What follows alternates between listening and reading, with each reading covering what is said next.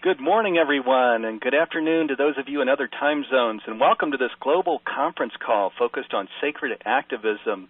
I'm Steve Farrell, the Worldwide Coordinating Director for Humanities Team, and I'm really excited about today's program. I'm going to be interviewing a very special guest today, Andrew Harvey. Andrew is an important leader in today's world, and we are very grateful to have him with us. He is the founder and director of the Institute for Sacred Activism. Andrew's life work is a wake-up call to inspire action through sacred activism, what he describes as the transforming force of wisdom, love, compassion, and action to effect radical change in the world. Excuse me.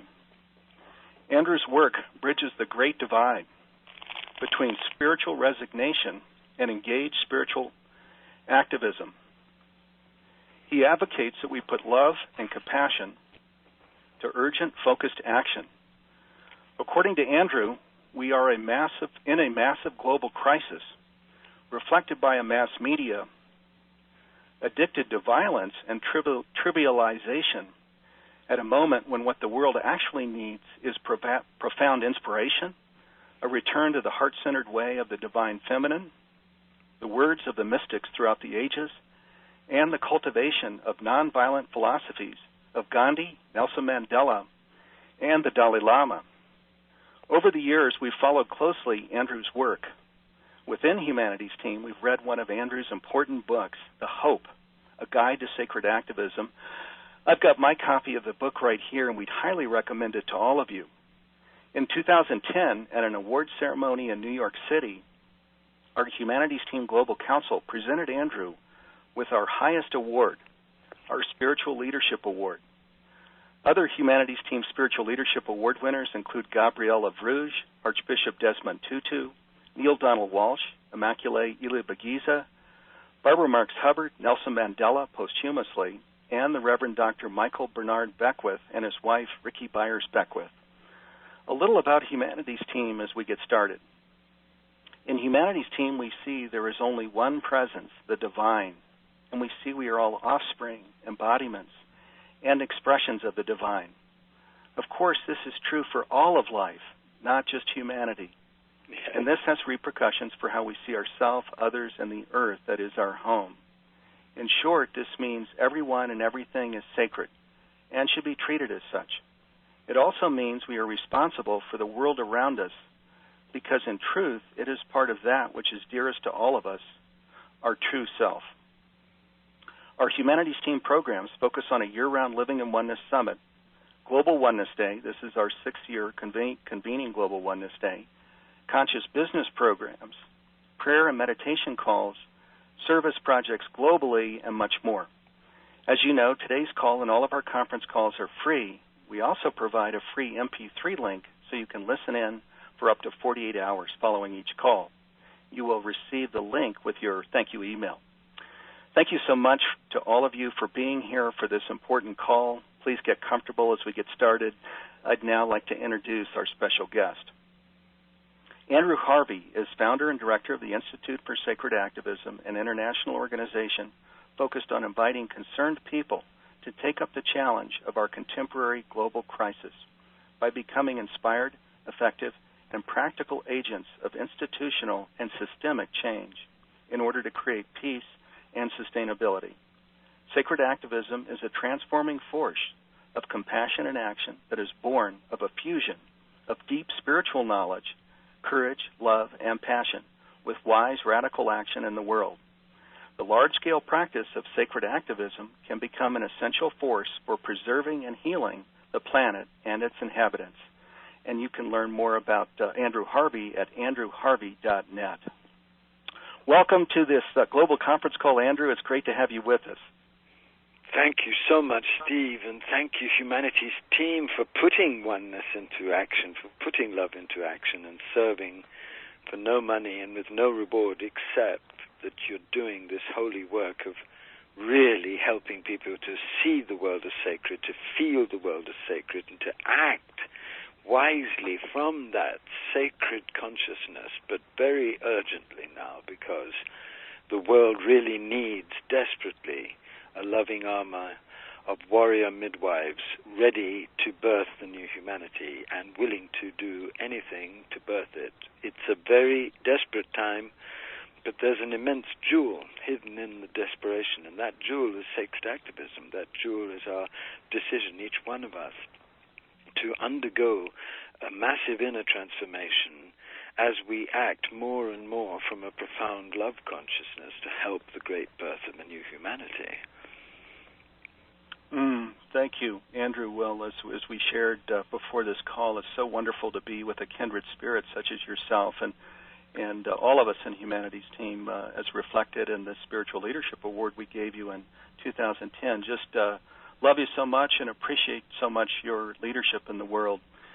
Well, people like myself could do nothing without people like you helping us to get our word out and exemplifying in the way you serve the truth and the way you manage the team of Humanities Team, all of you.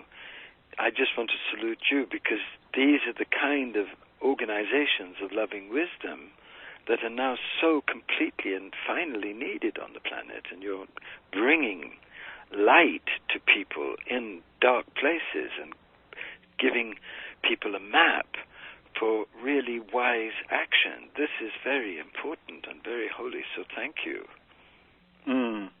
Thank you. We'll receive that, Andrew, and of course, Andrew's speaking to all of the listeners here today too, who are here to be a part of this call about sacred activism and the Kashmir Project. And Andrew and I were talking just before this call and sharing maybe a good way to step into this is for Andrew to talk just a little more about sacred activism. He created, mentioned this book, The Hope, A Guide to Sacred Activism, which really lays out well what sacred activism is. We thought maybe Andrew could share a little more on that as a first step. I would be so honored to, and thank you, all of you out there listening. Thank you for turning up. Thank you for having hearts ready to open to the extremity of our time and the great holy possibility hidden in that extremity. I think that there are two kinds of ways of defining sacred activism. The first is the most simple and the most universally available to everybody, and it goes something like this. When you unite the deepest force of your spiritual understanding of the oneness of life with a commitment to justice and compassion and balance and harmony in all the institutions of the world, economic, political, social, and of course spiritual and religious.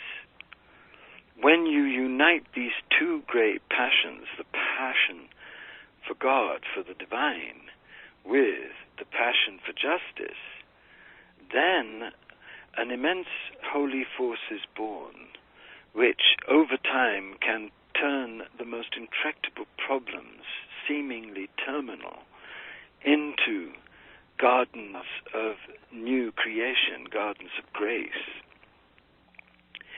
And we've seen this force work in the most quietly astounding ways in the 20th century. We saw this force work in Satyagraha, the Satyagraha of Gandhi, who unseated a whole vast empire by rousing and battered passive people to a very rigorous discipline of nonviolence and a very shrewd set of tactics of resistance that in the end secured the independence of India. An amazing achievement. It took him 40 years of great, patient, relentless work, but it happened.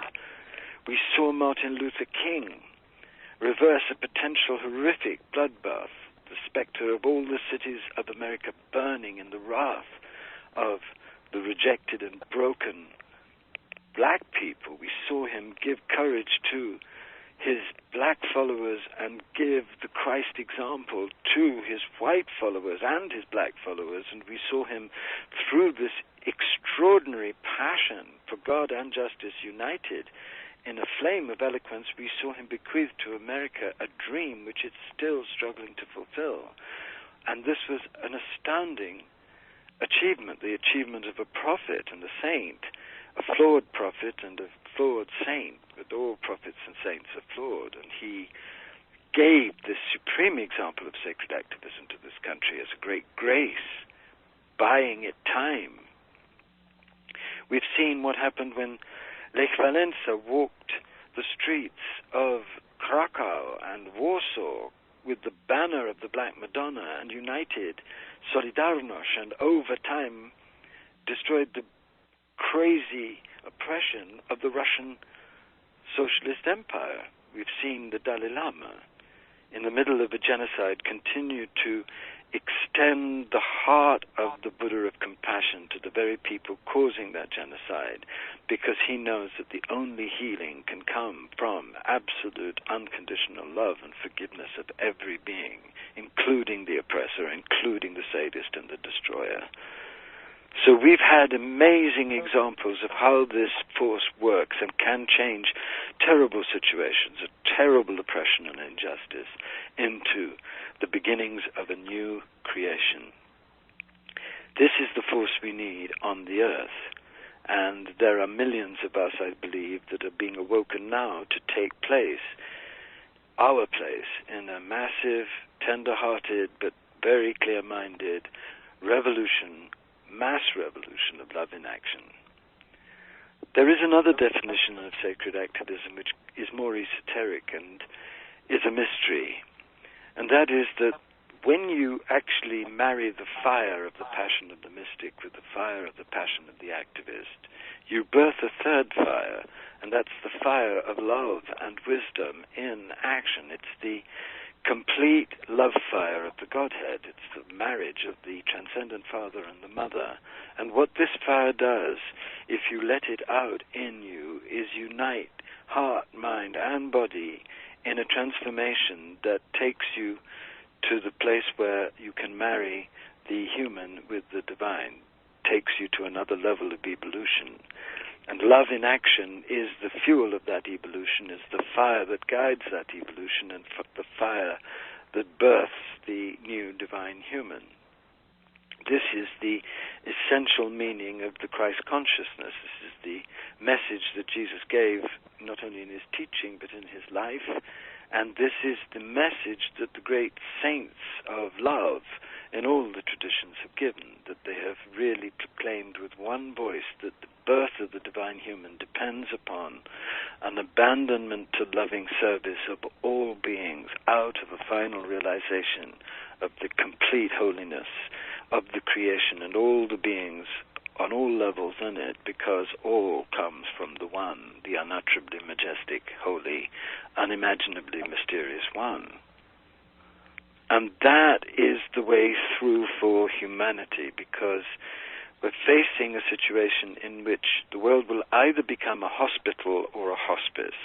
We're either going to have the already exploding crises get much worse, in which case, even if we survive, we'll be in a degraded and pain-riddled world where the consequences of our hubris will be very clear, and that will be the hospital. So we have to learn how to be joyful, creative nurses at the hospital to keep those structures and those beings alive that can survive what is now upon the earth. And the other alternative is, of course, extinction, that we have gone too far, and there are many scientists who believe this. And both possibilities are now possible. I don't think there is any other alternative. I don't think we're going to discover amazing technological things that can reverse the pollution of the seas and the devastation of the environment. I think we're going to have to deal with an increasingly crazy environment and tremendous wars and collapses of the economy and the whole enchilada of disasters. And I think that what we need to really get clear is that there is no hope whatever in denial. There's no strength whatever in turning another cheek to this. We have to learn through faith to be strong enough to face it, and through the love that will come to us if we turn to love itself, the love of the one that will come to us, and get going calmly together to do whatever we now can to help all beings with a free divine spirit of love in action. How beautiful, and what an incredible call to action, as you described sacred activism, Andrew. Truly beautiful, and just the way you put things into words is always truly remarkable. I thought we'd step over to, you were really addressing this as you were describing sacred activism, the whole aspect of service, but one of the things you shared with us during our Global Council meeting in 2010, and that you often share on conference calls, is that we must follow our, follow your bliss, but follow your heartbreak. And there's one of the comments that has come in from Michael in Tucson's kind of along these lines. He says, is it time to really get started here in action? So maybe addressing this aspect that you focus on so well, following our heartbreak. Well, I think the urgency of action and heartbreak go together. I think they come in the same revelation of the mother. I think what is very difficult for most people, in fact for everybody at this moment, is to face the full devastation of what we've already done. We've already created an apocalyptic world in which there are 2 billion people living in terrifying conditions of fragility. There is a massacre going on of wildlife, a genocide of wildlife, horrible treatment of animals in abattoirs, unbelievably unjust economic structures which favor the rich and keep people on the edge of madness and anxiety all the time in urban hells of where the sacred has been massacred. This is an apocalyptic situation. We've already done a huge amount of damage, and we have to find the courage to open the heart to the damage so that we can stop it, so that we can feel in heartbreak the great danger we are in, the great devastation we have brought, the great affliction that our pride and our vanity and our craziness and our addiction have visited on innocent nature, on nature that is so noble and strong and is trying desperately even now to wake us up.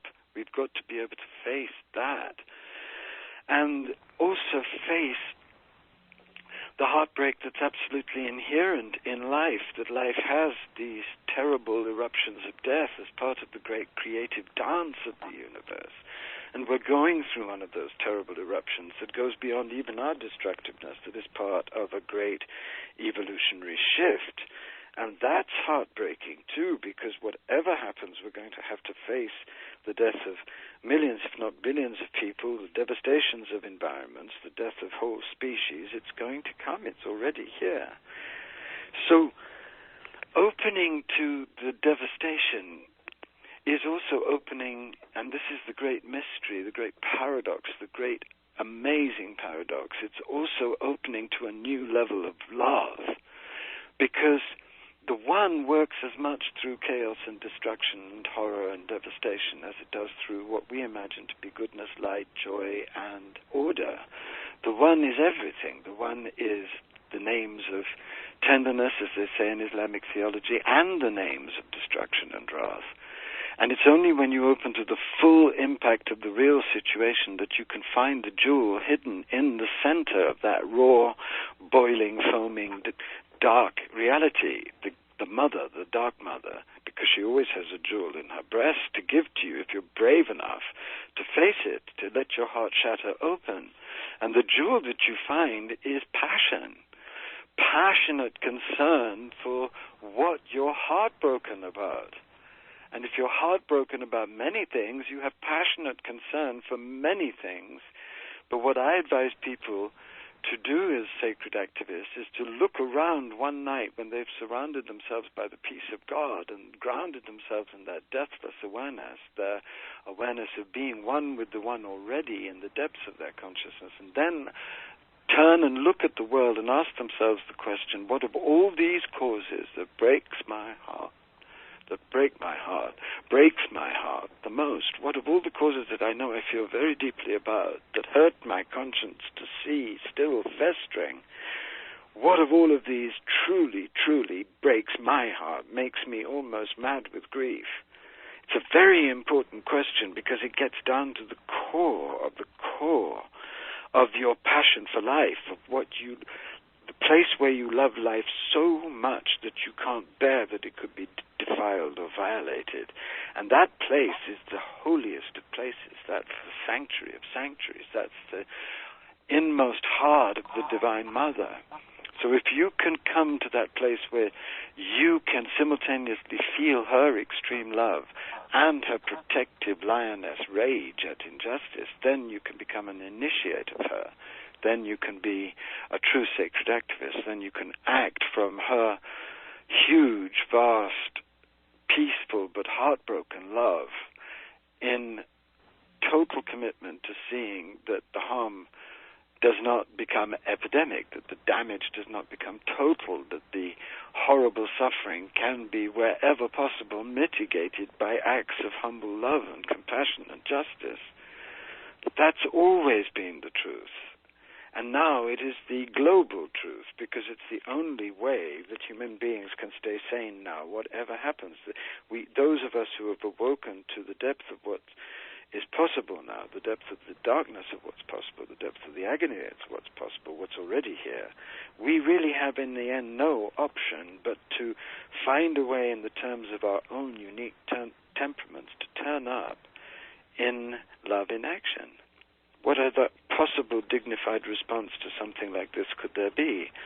And the beauty of this is that it's as if we've built ourselves into an evolutionary impasse, and we'll only be able to escape the impasse by becoming different creatures, and the only way we become different creatures will be by allowing ourselves to be heartbroken at what's happened, heartbroken at the damage, and through that heartbreak become committed to a cause that breaks our heart the most, and devote the great holy passion of our sacred hearts, the immense peaceful and wild passion of our divine human hearts, to working together to transform everything while we still have time. And I think we do just still have time, which is why the message I'm giving is both beautiful and radiant, I hope, but also very urgent, and both come together again. It's the heartbreak and the urgency that gives you a glimpse of the glory of what's possible if only we can fall in love deeply enough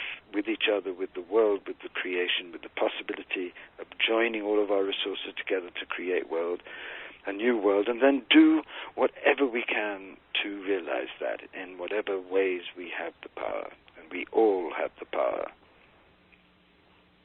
Boy, that just points us so beautifully toward this project that we're going to talk about now, the Sacred Activism Kashmir project. And Andrew, yes, and of course, this is the key reason for the call. We want to now talk about the Sacred Activism Kashmir project. And Andrew, you wrote of how you were sitting with friends in India and how this was revealed to you. Can you tell us how this devastation in Kashmir was revealed to you?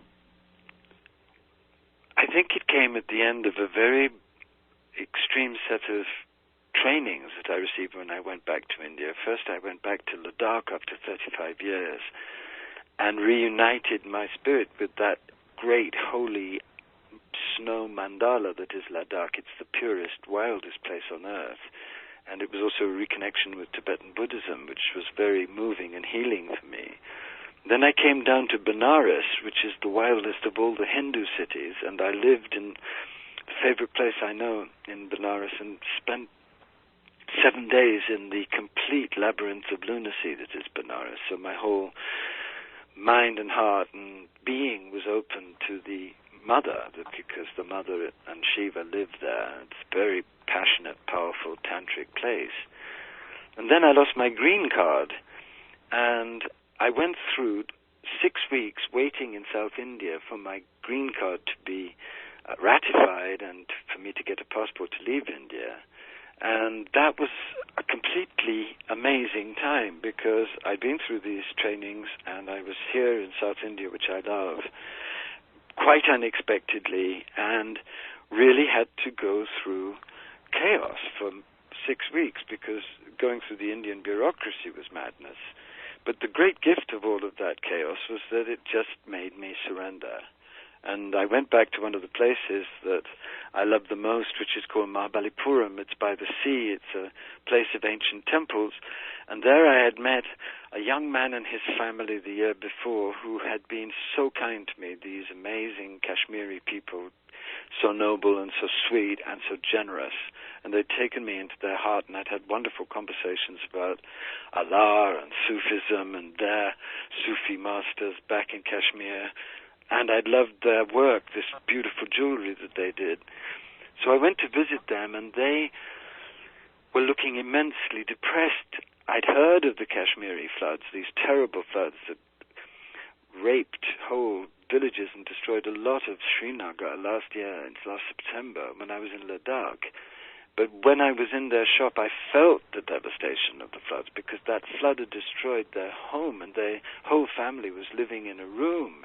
And they had lost everything, and they didn't know whether or not they would even be able to keep the shop, and they were quietly beyond desperate. I mean, I don't think there's a word.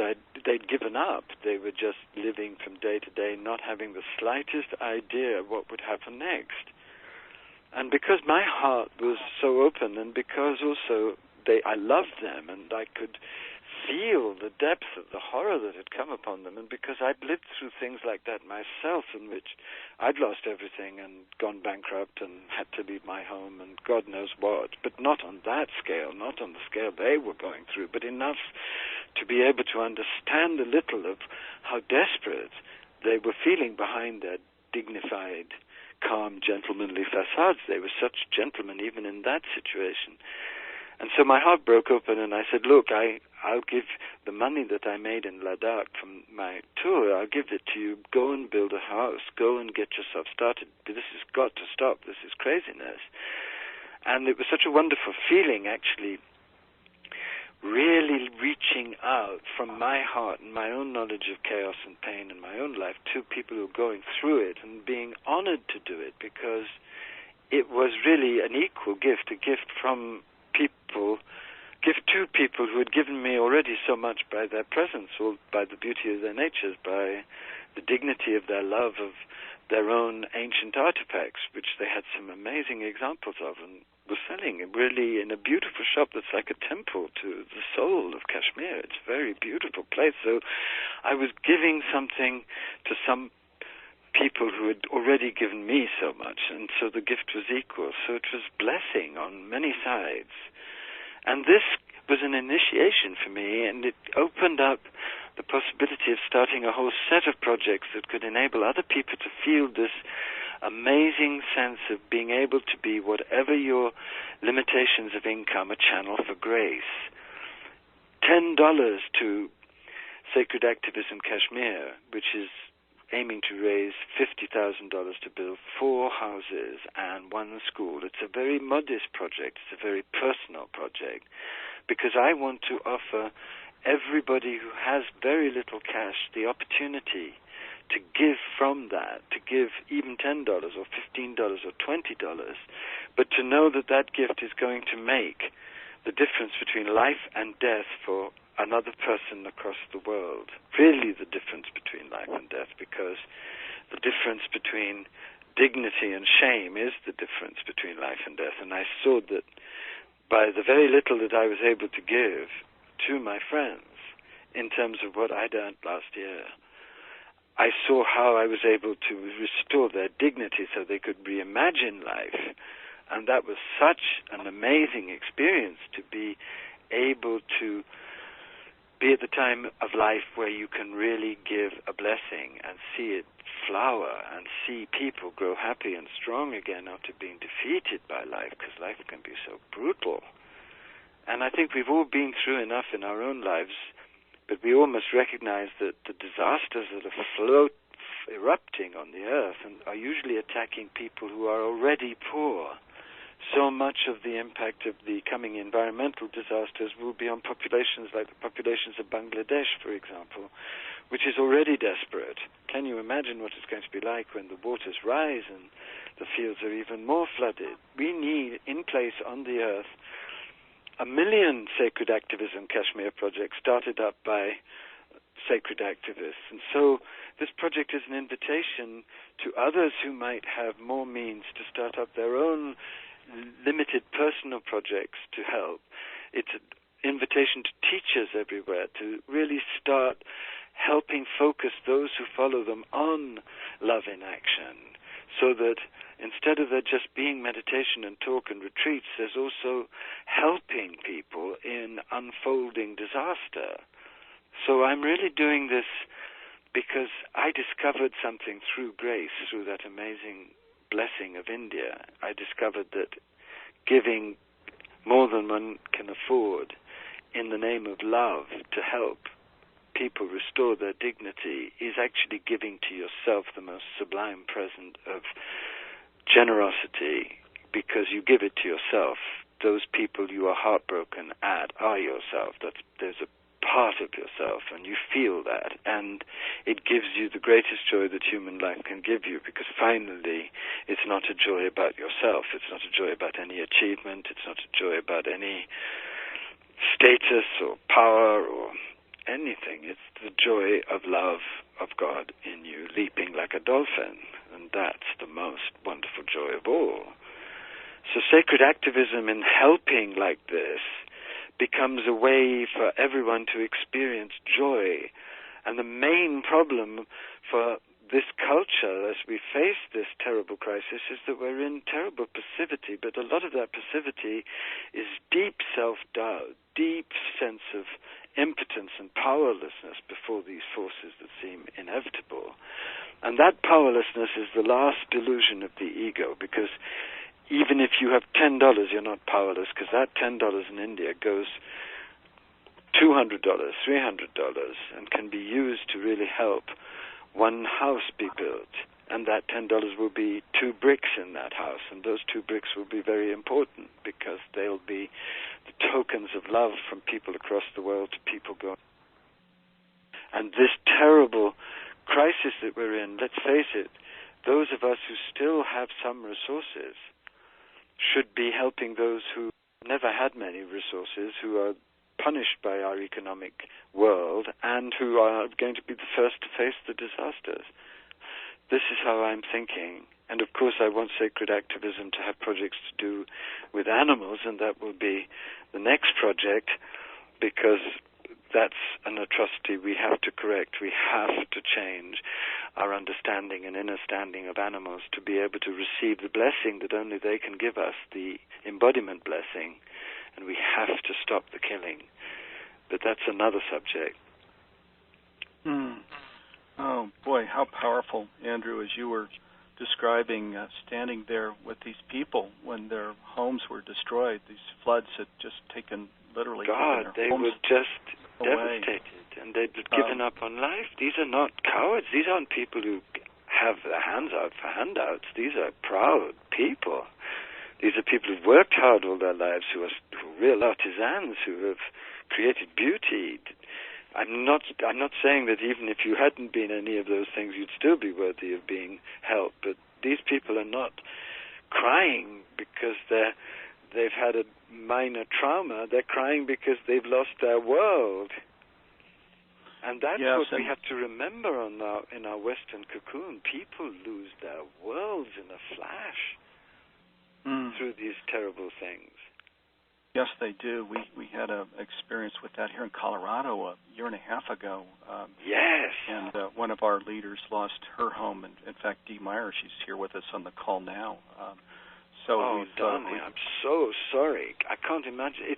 I think it's the worst thing apart from losing a child. Yeah. Well, just as you described that, too, Andrew, where you were saying the person wanted to stand with dignity, just trying to almost put on a facade because there was so much pain underneath. But then how you pledged these funds, and then this equal participation where giver and receiver come together and create this joyful experience. It was just amazing to listen to that. But that's love, isn't it? Because love is all relationship. So at that moment, I had the money. At other moments in my life, I have had no money. And people with money, one person only actually, but one person who showed me what giving was, stepped in and saved my bacon because she loved me and she loved my work. And she gave me just enough to reestablish my dignity and go on working without interruption. Now that is a holy gift because it's not charity, it's love in action. It's saying, I love you, here's the money, I've got it. It doesn't matter to me. What matters is that you should thrive and you should live your life. And I was really repaying her by giving to them, because I think that when we all look at our lives without self-absorption for once, and you'd see how many people had really been generous out of their way with us. Now it's time to really reap all of those graces and generosities. I'm not even talking about the generosity of the divine to us, but bring them all together and focus them on people who truly need us to repay the generosity that's been done to us by giving to them with a full heart. Oh, gosh. Well, I love that call to action. And as Andrew mentioned, this is 5 homes that are being rebuilt in a girls' school. Just as you shared, Andrew, the invitation here is for all of us that have resources, and there are those in India that are requesting resources. And Andrew has created this project to raise $50,000 to rebuild these 5 homes in this girls' school. And just want to invite all of you to go to Andrew's website. Again, that's andrewharvey.net. And at the top of the site, when you get there, you'll see this Sacred Activism Kashmir project. You can donate right there. And Andrew, we and Humanities team got together shortly before this call to talk about your project, and as you know, we're on a very tight budget ourselves, but we're going to give you $1,000. We're going to thank you so much. We'll go to your site. Such a precious gift. Thank you. I have received already a large proportion of cash. 20,000, I think, has been raised. So we really only need another 30,000, which would be so wonderful. And of course, if anything comes over that, that will be cause for hallelujah and dancing naked in the streets. But it's really not a huge amount of money, so people could really make a massive impact if they gave even $10 or $20, because what's so wonderful about this project for me is that so many of the people who have given have not been at all rich people. They've been either middle-class people struggling or people who are really struggling, and they've given what they could in love. Some people have given $5 with letters saying that's all they had, but those $5 are more precious to me than $500 from some of the other donors, because those like the widow's mite, those $5 are prayers for a new world. That's how we do this, I think. Yes, it absolutely is. And when I was sharing at the beginning of the call this Humanities team perspective that there is only one presence, the divine, and of course Global Oneness Day talks a lot about this, but that's what the divine does, isn't it? The divine gives, but the giver and receiver come together in exactly the way you described, with this equality, where giver and receiver embrace, and there's joy. And one day maybe we're the giver, maybe the next day we're the receiver. Yeah, it's a dance. God, yes. God, it's always like that. I mean, look at the story that I told. I received grace from my friend, and I gave grace. And if I hadn't given it, having received so much, my God, who would I be? But look at all of us. We've all received so much grace just in having basic resources, which we take for granted. Let's get real. We may not have them for very long anyway. While we've got them, let's use them, not crazily, but with tenderness and wisdom to help others. I don't understand why the rich are hoarding things at this moment. My God, what an amazing opportunity to experience sacred joy you'd have if you were a multi-billionaire and gave away 9/10 of what you have and kept just 100 million or so for your private pleasure, but you could give the rest away and help in the most astounding ways in history, because there's so much to be done. Yes, and I really believe that as this grand awakening unfolds, that we'll witness, more and more of that kind of thing, because it is, as we were sharing before the call, yes, it's so wonderful to help these people, but we're giving to ourselves, and there's an incredible gift in just giving to and a project. And we're giving to God, so we're being realized. It's a gift in triplicate. We're giving to the divine by paying back to the divine what the divine has given us, such privilege and such opportunity, we're saying, yes, thank you, now we're going to serve you with it. We're giving to humanity by recognizing our oneness with humanity and how every single hurting person is part of us. And we're giving to the future by bringing in a new consciousness that isn't just content with spiritual revelation, which is the foundation, and spiritual practice, which is the other foundation, but also is absolutely committed to action so that all the structures of the world get remade in the image of divine justice and divine harmony and divine blessing, and that we live a consciously sacred life again on this holy earth. Yeah, so that's our invitation, and what a beautiful description of our invitation here, Andrew. Thank you for that. And again, Andrew's site is andrewharvey.net, and when you go to his site at the top, you'll see the Sacred Activism Kashmir Project, and we invite you, even if it's, as Andrew said, only $5 or $10, to visit his site and contribute what's on your heart, and we can give ourselves an amazing gift. As we're giving these people in Kashmir a gift, and as we're giving God a gift, because God is in life. So invite everybody to. And can I say something, Steve, my darling man? I just want you, when you give it, if you give it, to just, as you do so, just pause and know that you're sending a spark of love fire into the heart of Kashmir. That you're giving something far more than whatever you're giving. You may be giving 10,000, you may be giving 50,000, you may be giving 5,000, you may be giving $5. Whatever you're giving far more by giving that seed of love that made you give the gift in the first place than any money could ever express. So send that love fire with the gift, and you'll be healing through the gift more even than these 5 families and the school for girls. It will be a sign of a new humanity loving in oneness, and oneness loving through us. Let's make it conscious, enlightened, tender-hearted giving, so that we can come to the next level of our evolution. Yes, experience that heart energy of giving, and just seeing this money that is sort of traversing downstream to these homes that are being rebuilt in this school, and just feeling that, and feeling the oneness with God and with each other, and these families and these people who send their girls to schools, their joy. Yes. And how important it is to have girls educated in Kashmir. These are Muslim girls being taught by a really loving Muslim teacher who wants them to have the ancient tradition, but also wants them to be strong women and have their rights. So something big is being worked out in those schools, and that's the future of moderate Islam. If terrorism is going to be stopped, it's because they're going to be the real Islam, which is tolerant and decent and loves and honors women and has to bring back that kind of independence and authority to women, which these women know. That's why they're teaching, and it's one of those schools that we'll be rebuilding.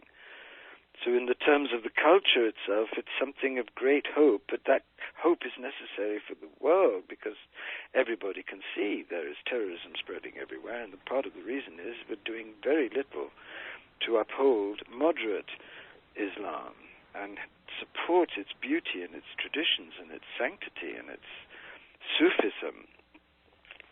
So this is just my gesture towards that. Yeah. Oh, wow. Wonderful. This is a Muslim girls' school, and yes, in this Nobel Peace Prize that was just given, we're all familiar with these incredible hardship of these young God. Yeah. I mean, what she did, that Pakistani girl, Malala, my Lord, she is the force of truth in this world. That's what it looks like, that young girl, isn't it?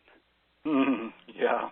Yeah. Oh, she's my God. Just so pure, and she speaks the truth, and she's utterly committed to doing what she did. She nearly paid with her life. Talk about sacred activism.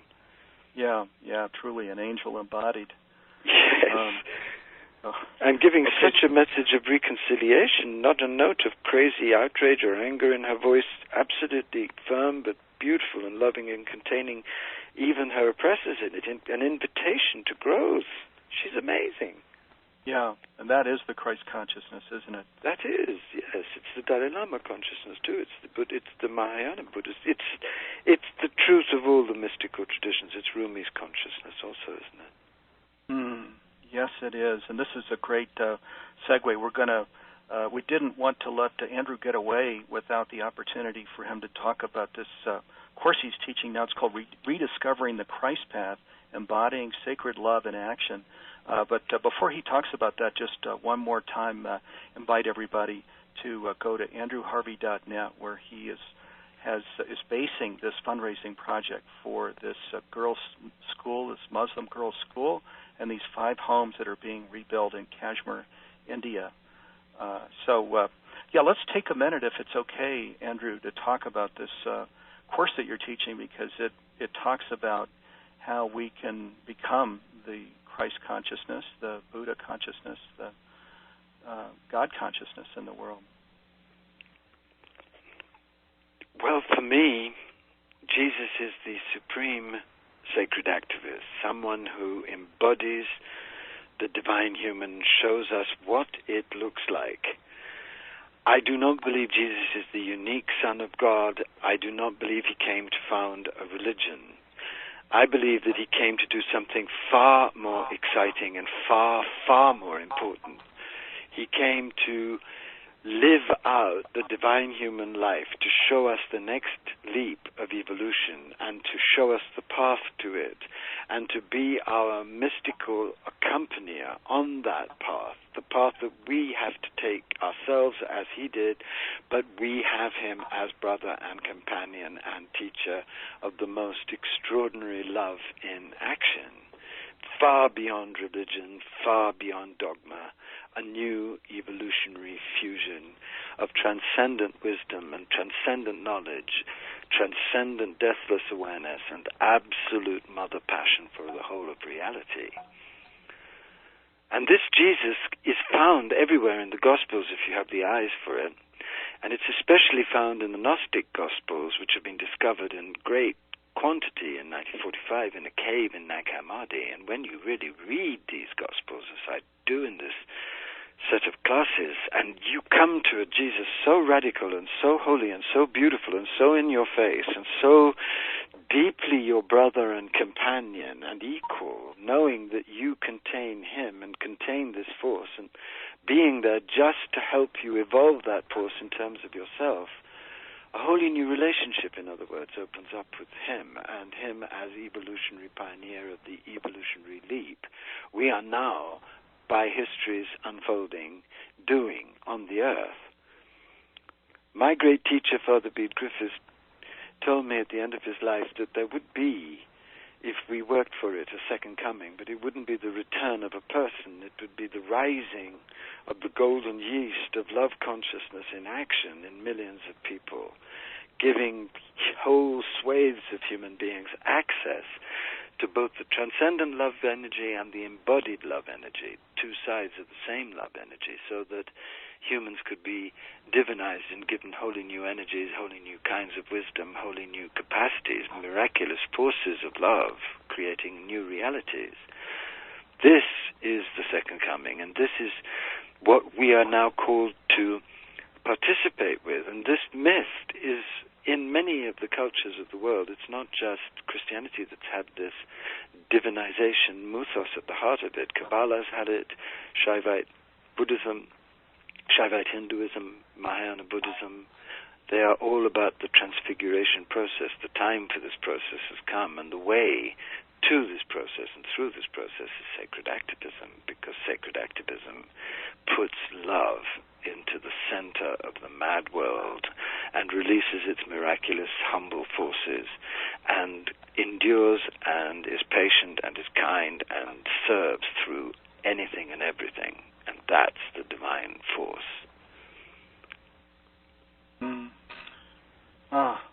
Yes, it is, and we're all invited to live in as this divine force, are we not? That's what this awakening is to step into that. And that's what your course is you describe the process that has worked for you to really come in. Well, it's the process that comes through the Christ to those who love the Christ. You don't have to be a Christian to love the Christ. I'm not a Christian in the sense I don't belong to a church. I hope I'm on the Christ path, but I bring to it the whole passion of my Sufi education, the whole passion of my understanding of Mahayana Buddhism, my whole love of Hinduism, because for me, Christ is a lens through which all the major revelations come to a head and then act on the world to transform the world into the kingdom queendom. That's the teaching that he is and was and always will be. And that's the revolution of love in action. That's why his life is so different from so many of the other teachers. It's so much less calm.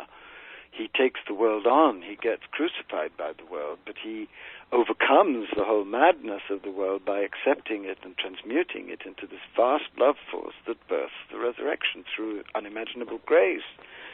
And that is vast in its depth, and we still can't catch up to it.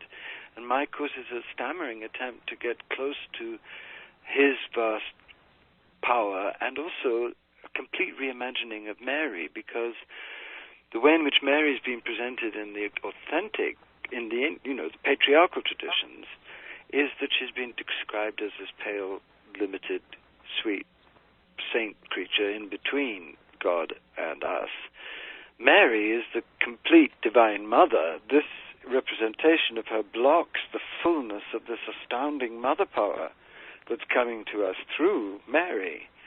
Because the real story is the story of a father that's transcendent, a mother that's the embodied Godhead, and the divine child born out of that union of opposites that is Jesus, who knows it, and who, in a masculine being, preaches a holy feminine gospel and lives out a feminine mystery, a dark feminine mystery of death and rebirth, to birth the new light. So lives out the complete drama of both the sacred feminine and the sacred masculine in one immense agon, in one immense leap into a new kind of matter, because the last sign he gives us is not the crucifixion at all, but the resurrection, the birth of a new kind of matter, a new kind of being. That's where we're going as a human race, because that possibility has been seeded. And this is a secret known by all of the great mystics of evolution. Sri Aurobindo knew this. This is what he called the Gnostic being. The great Muslim mystics knew this when they talk about the Insan al-Kamim, the perfect human being. The great Shaivites knew it when they talk about the human being as being the golden dancer. This has been the great secret, and it's time for the secret to be out. And one of the holiest ways of approaching this secret is through the one who lived it out most abandonedly and bravely, and gave us a deathless path towards it, and that's him, that's Jesus and Mary. So that's what is at the core of Christian mysticism, which is so helpful for those on an evolutionary path, whatever that path is. So my course is for all paths, Hindus, Buddhists, Sufis, and people of all paths have taken it, which has been so exciting, and have felt that they've met a Jesus that they can truly feel and love as the beloved for the first time. And that's been the greatest joy to me, as you can imagine. Absolutely, yes. Several of our leaders have taken your course and rave about it, Andrew. It's wonderful. It's all the things you describe and more. What's the best way for people to learn about it or to sign up for the course? What site or I think they should program? go to Shift Network directly, don't you think? And they will have links to it. And the link will be given by Shift. It's there, being on the books right now, I think. Perfect. And if you go to Shift Network, you can Google. I think it's just shiftnetwork.com. Yes. But you'll see Rediscovering the Christ Path, Embodying Sacred Love in Action by Andrew Harvey. So this is the course that we're talking about, and it's excellent. My deep desire is to give every sacred activist Jesus as a companion on this great journey, because I found him to be so transfiguring. And that would be so wonderful to have, even if you're a Hindu. You know, Ramakrishna loved Jesus. So any Hindu who connects with divine love can love this lover of divine love in action. It's a way of getting him back into the center of the true mystical conversation of the heart. We've got to have Jesus there, otherwise we'll be too floaty. We'll be still on our cushions when the world burns down. That's one of the things I love about this course is it's taking the historical Jesus and Mary that we all love and bringing them right into the present. And I'm guessing, I know for myself, I've felt both of their presence in a very profound way. I know Andrew has. I'm guessing many of you listeners have. They are right in the middle of this awakening that's going on now, and including in this course. You can't imagine how many people I talk to who are having tremendous Jesus and Mary experiences. They're happening everywhere. And they're happening in a very new, which I suspect is the old way, that they're happening in a sense that people really understand that Jesus and Mary are their friends, are with them in a totally ordinary and totally sublime and miraculous way. This is very intimate. It's not, we are Jesus and Mary, fall at our feet. It's, we're here with you. We love you. Yes, we do. And I've got a few messages I just want to get to here. So this hour, of course, has flown by. Gosh, Andrew, I want to thank you so much. I want to just been fabulous. And that's good. More thanks coming before we close this call. But I want to just share some exciting programs that are around the corner here. Next week on Thursday, March 5th, 8:30 to 9:30 Pacific time, we've got a call with Dr. Ervin Laszlo and his associate in Denmark, who are involved in planning this Fuji Declaration. It's in May, I think May 15th and 16th. Its focus is awakening the divine spark in the spirit of humanity. It sees a civilization of oneness with diversity on planet Earth. The Fuji Declaration is convened by the Club of Budapest and the Goy Peace Foundation. Hundreds of organizations and leaders, including Andrew and Humanities team, are sponsors of this program. It's a historic collaboration, and don't miss that call. Again, it's Thursday, March 5th, 8:30 to 9:30 Pacific time next week. Then the following Thursday, March 12th, there's a Oneness in 12 Spheres of Life call with Barbara Marks Hubbard and Anna Marie Petiers out of South Africa and myself. We're the three of us co-host these calls. Our focus will be education, and we're going to be talking to Dr. William Spady about his new book, Bringing Heart and Soul to Education. This call is 10 to 11 a.m. Pacific time, and this is an incredible opportunity to peer into the future and see where education based in oneness is going. You can go to our upcoming events page on the Humanities Team website. That's humanity with a Y, humanitiesteam.org. In the lower right corner, you'll see upcoming events, and you can learn about and register for all of our free programs. I also want to invite you to participate in Awakening Day. It's on Thursday, March 12th. You can go to evolutionrevolution.net to learn about that. This is a collaboration between our founder, Neil Donald Walsh, and Humanities Team. Very exciting project, Thursday, March 12th. Then on Saturday, October 24th, we're going to celebrate Global Oneness Day. This is our 6th Global Oneness Day. It's a 12-hour free program. It's our Earth Day for an Awakened Humanity. You don't want to miss it. Andrew Harvey's panel is called Caring for Our Earth Home. It's 5 to 6 p.m. Pacific time. So be sure to go to humanitiesteam.org to learn more about that and put that in ink on your calendar, Saturday, October 24th this year, Global Oneness Day. I want to thank you again, Andrew, for being here with us. Great pleasure. An amazing call. I was just breathing in all of the magic and beauty and grace and wisdom that you were sharing. So much thanks to you. And I also want to thank my colleagues. Thank you, thank you, Humanities Team, and thank you, all of you, for listening. It's such a privilege to speak to those who are listening with their hearts, and I hope my heart has been able to share with you some of its passions and secrets, and that you feel inspired to go ahead now and really love life and live love in action. Yes, and we'll bring, we absolutely are with you there, and Andrew's with us on October 24th, and we'll stay close to Andrew. He's our Spiritual Leadership Award winner from 2010 and just a dear friend of Humanities Team.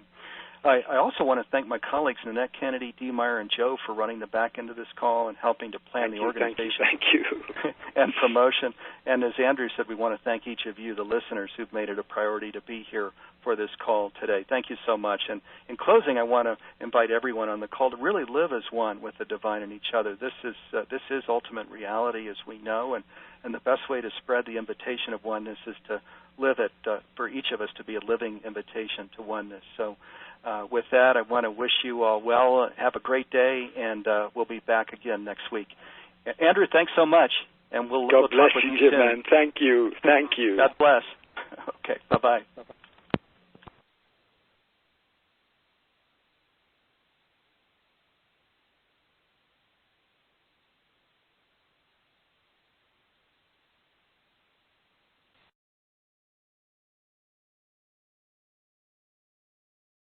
Welcome to Maestro Conference. Please enter the conference PIN number followed by the pound key.